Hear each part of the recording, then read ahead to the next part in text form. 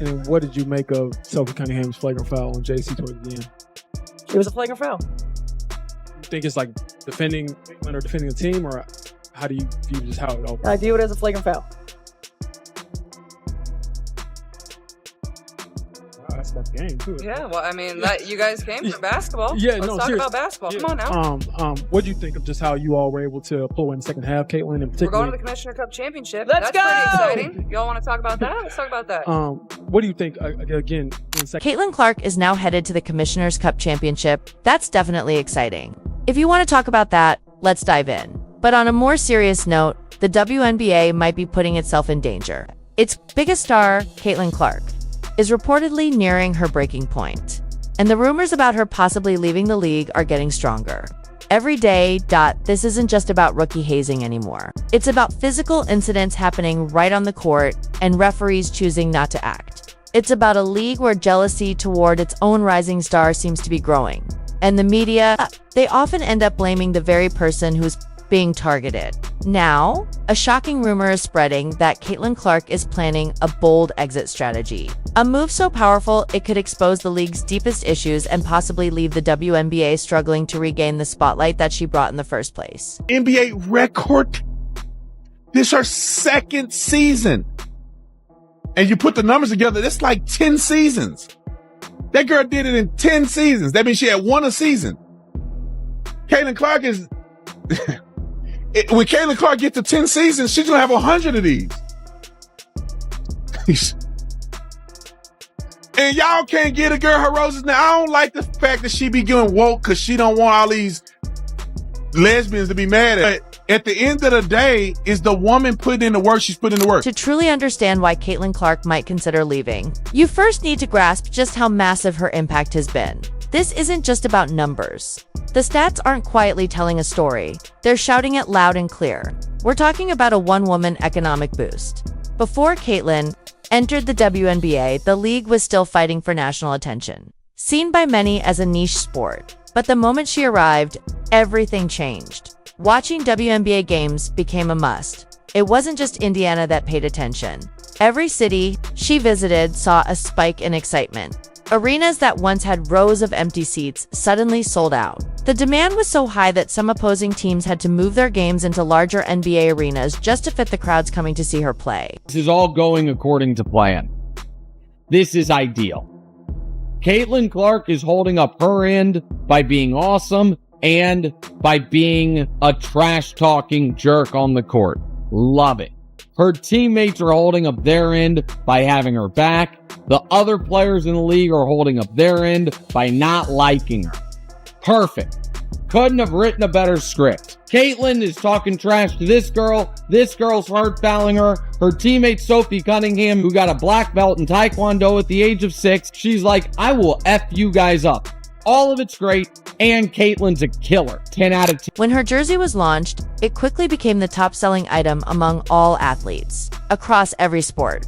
The league's viewership on major TV networks also skyrocketed, showing triple-digit growth. But the most revealing sign of her influence came when she was briefly out due to an injury. WNBA viewership instantly dropped by a shocking 55%. Think about that.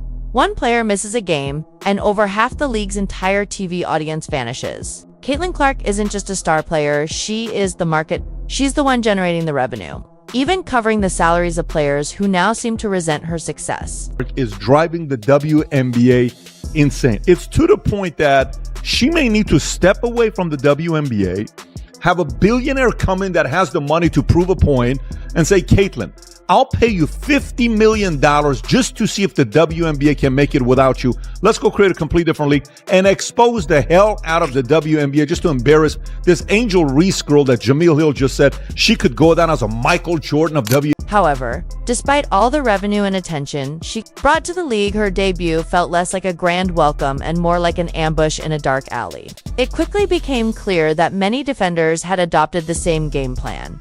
Test how much physical punishment she could endure before reaching her limit. This wasn't just standard physical basketball. It felt like a calculated effort. Game after game, she faced a steady stream of aggressive closeouts and off-ball hits that bordered on outright violence. The moment that stood out the most was Marina Mabrey's infamous shove, a full-body check that sent Caitlin flying. with absolutely no connection to the actual play. I will say this. When Caitlin Clark was out, they lost 55% of their viewership. So, like, basically, Caitlin Clark is paying all their salaries. Pretty much. I mean, at the end of the day, you can hate her as much as you want, but she's brought in millions of fucking dollars. So you should be kissing her ass. And that kind of defeated the purpose of Angel Reese's argument of she's like, hey, it's not just Caitlin Clark that is bringing all the viewership to the WNBA. It's like, well, it definitely is. It's like it kind of proved that with the viewership rating being down that she significantly increases viewership with They tried so hard to compare her to Caitlin Clark. Clark's reaction was what frustrated her critics the most. Despite everything, she never lashed out or complained. She just got back up, brushed herself off, and kept playing. But instead of being viewed as professionalism, her calm demeanor was interpreted as arrogance, which only added fuel to the fire. The result, the physicality intensified with every game. The message from opponents was loud and clear. You won't steal the spotlight from us, and if we can't stop you with talent, we'll try to stop you with sheer force. Fever and Sun hold a brawl and a basketball game breaks out. This was something. Caitlin Clark, without question, gets raked across the face. I think she gets poked in the eye, but it's difficult to tell. If you're the Indiana Fever, you cannot stand by and let that happen. They need to make it clear to the officials. If you're going to let this happen, then we're going to stand up for our player and make a mess of the game, and you're going to have a big mess on your hands. So you need to stand up for this. You need to do something about this. You've just learned with definitive data and beyond question that Caitlin Clark controls more than half the audience for the entire The WNBA. WNBA front office, the very organization that should have been protecting its most valuable asset, remained strangely silent. They were quicker to speak out about dress code violations than to address the clear and repeated targeting of their biggest star, but the on-court hits were only half the story. The real concern was that those responsible for enforcing the rules seemed to vanish when it mattered most. While Caitlin was being treated like a human punching bag, referees consistently looked the other way. Obvious. Aggressive fouls were either completely ignored or casually labeled as common fouls, sending a loud and clear message to the rest of the league. Sort of dip since Caitlin Clark has been out with injury, but I don't think all of us were expecting the entire viewership of the entire WNBA to be down. And this tweet from Christine Brennan really stuck out to me. She said one player gets injured and more than half the TV audience for the entire league disappears. Has any other athlete ever had that kind of impact on a sport? Golf without Tiger definitely dropped precipitously on occasion, but not like this. This news is alarming for the league, and it's alarming for the league because this is such a crucial year for The confusion and lack of action eventually sparked a fan-led online movement called Protect Caitlin Clark. Viewers became digital detectives, dissecting slow-motion replays of illegal screens and pleading online for flagrant foul calls that never came. What this revealed was a deeply troubling double standard at the heart of the WNBA. The league was eager to benefit from her marketing power, ticket sales, and TV ratings, yet unwilling to give her the same basic level of protection afforded to other players. This wasn't just poor oversight. It felt like silent approval of the on-court abuse she was receiving. I'm sick and tired of the way they are treating my girl, Caitlin Clark. I am here to propose a solution. I think they need an enforcer. You know, someone who comes off the bench to kind of lay the smackdown on an opposing team member. I want to get the word out to the Indiana Fever that I am available. I'm ready to identify as whatever I need to in order to get the job. They need someone like me. Why? Because I'm not afraid of any 6-foot tall lesbian. I work out. Now, I have a couple of real good go-to moves in my... As if things weren't already absurd enough, the media stepped in not to defend Caitlin, but to blame her. Instead of calling out the dangerous behavior, on the court, many sports commentators and pundits began pushing a strange narrative. The argument was so flawed, it was hard to take seriously.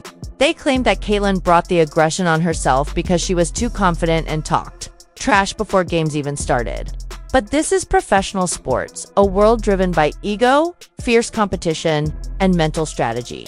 Legends like Larry Bird built entire careers on getting inside opponents' heads, and Michael Jordan was infamous for his trash talk. Yet somehow, when Caitlin did the same, she was labeled the problem. Shit I don't like. A snitch loves the shit I don't like. Oh, you know, they get into it a bit here. Lexi Holdown gets it a bitch, nigga. Golden stage, Caitlin Clark hits the deck. Sneak decides that's that shit I don't like. Sheldon and Cunningham are getting a snitch, nigga. That's that shit I don't like.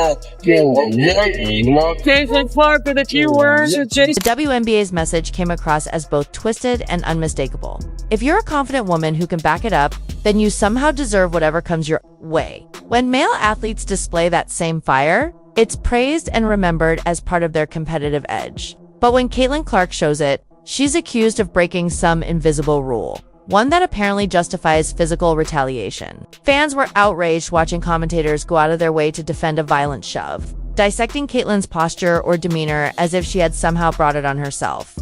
Caitlin Clark has decided to quit the WNBA and move on and go play over in Europe. I do not blame her. I applaud it. I say do it. Get as far away from the WNBA as you can. Let that league sink.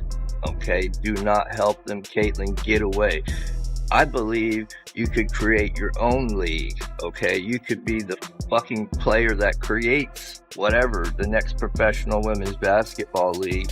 Let this one just go and let Caitlin try to build the next W. There was an odd self-defeating campaign among some players who believed Clark hadn't yet earned her place despite the fact that she had already become the most recognized and influential figure in the league. In just a few months, she brought more attention and financial growth to the WNBA than some franchises had managed in decades. The resentment was hard to miss. Players who had spent years fighting for visibility suddenly found themselves playing supporting roles in what felt like the Caitlin Clark spotlight, and they didn't appreciate it. This toxic atmosphere wasn't just coming from opponents. It seemed embedded in the league's veteran culture itself. A segment of players appeared, more focused on humbling the rookie star than on embracing the once-in-a-generation opportunity she represented. They were so consumed with debating who the real queen of the court was, they failed to notice that the entire kingdom was at risk of falling apart without her. The rivalry with Angel Reese and others was often mentioned, but it was really just a symptom of a much deeper problem within the league. Opinion is it's been a minute on this Angel Reese, Caitlin Clark stuff that's been going on. Brittany Griner a couple of weeks ago in a video says trash effing white girl when she was playing Caitlin Clark. What's your just kind of 30,000 foot view of this? There is not an organization more dedicated and committed to self-imploding than the WNBA. God, that's... The WNBA was like handed the golden egg that is Caitlin Clark. Yeah. And they have done everything to just self-destruct. Yeah. Whether it's these totally crazy, like, racial investigations that have been proved. This brings us back to the once unthinkable rumor that Caitlin Clark might actually walk away. And at this point, the storyline takes a dramatic turn, shifting from one of mistreatment to one of bold retaliation. The first possibility is what some call the European escape, where Clark could sign a multi-million-dollar deal overseas. In many international leagues, women's basketball players are treated with far more respect and admiration. She'd earn a generous salary, be protected by the league itself, and leave behind the WNBA's high school-style drama and political friction. Then there's the second, even more explosive scenario, what fans and analysts referred to as the billionaires' gambit. In this theory, a wealthy investor, watching the WNBA sabotage its own success, steps in and offers Clark something game-changing. I'll pay you $50 million to sit out and prove the league can't survive without you. Or even bigger, I'll create a brand new league with you as the face of it. Such a move would be one of the most disruptive acts in modern sports history. A direct challenge that could expose the WNBA's vulnerabilities and possibly build a whole new empire from its ashes. Did her thing. Coming off of the injury, she returned for the Fever, and I swear I am not being hyperbolic. We were immediately gifted one of the greatest halves we have ever seen in the WNBA. And I say that with all context involved. This series from Caitlin Clark, the pull-up three here, and you are about to see back-to-back-to-back triples for Caitlin Clark in this game. I am not trying to erase the things we have seen from Maya Moore, from Diana Taurasi, Asia Wilson's 53-point game, Stewie, Cynthia Cooper. Like, we have seen incredible halves of basketball, but you see Caitlin Clark coming off of that made three from the Liberty. Pull up. Of course. Let's take a look at the so-called rivalry that some athletes and media outlets have desperately tried to manufacture. Every major sport has had iconic rivalries. Magic versus Bird, Federer versus Nadal, rooted in deep mutual respect and competitive spirit.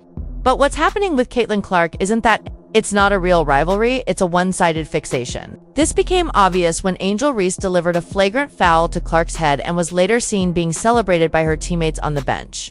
That wasn't competition, it was hostility. True rivals push each other to be better. They battle hard on the court, but off the court, they often acknowledge each other's greatness. This situation is different. What's being called a rivalry is actually being used to justify cheap shots and petty behavior. While some opponents seem obsessed with targeting Clark, she remains focused on simply playing the game and winning. By making it personal, they've damaged the very essence of what a professional sports rivalry should be, turning it from compelling competition into a toxic sideshow. Perhaps the most frustrating part of this whole situation is the impossible standard of professionalism Clark is being held to. She's stuck in a lose-lose scenario where no reaction is ever the right one. If she shows emotion, gets upset at a hard foul, challenges a call, or looks frustrated, she's labeled immature or entitled. But if she stays calm, takes the hit, and walks away, then she's called arrogant or cold, accused of not being a team player. She's expected to show perfect composure, even while enduring behavior that is often unprofessional and even dangerous. Clark is constantly forced to be the bigger person, carrying not just the physical challenges of the game, but the emotional burden of an entire league's dysfunction. And the way she's judged for how she handles it is telling. Beyond the immediate drama, this is a long-term crisis for the WNBA. What message does this send to the next generation of stars? The league is, in effect, poisoning its own future. And the corporate sponsors, the financial engine behind any major sport, are watching closely. They want to invest in growth, positivity, and a strong, unified product, not locker room grudges, PR messes. And a league that looks chaotic and unstable. By refusing to protect Clark, the WNBA is sending the wrong message to every talented young girl dreaming of going pro. They're watching what's happening. They see the league's most valuable player being treated like a problem instead of a breakthrough. They see that success doesn't get rewarded, it gets punished. And that's not just bad for one player. It's branding damage that could haunt the league for years. In the end, the WNBA is doing something truly self-destructive. It is punishing Caitlin Clark for being exceptional. She's the face of the league, and somehow also its main punching bag. This puts her in an impossible situation. If she stays, she's agreeing to more of the same, more ignored fouls, more physical targeting, and more unfair blame. But if she leaves, it won't be an act of defeat. It'll be a powerful statement that her health, her talent, and her future are worth more than staying in a league that won't value them. So, what happens the day after she walks away? When arenas go back to being half empty? When viewership numbers nosedive? When the media shifts its attention elsewhere? That's when the WNBA will finally have to confront the truth that it lost the star it couldn't afford to lose. And it won't be a dramatic exit. It'll be a cautionary tale about a league too divided and too stubborn to embrace. The very player who could have changed everything.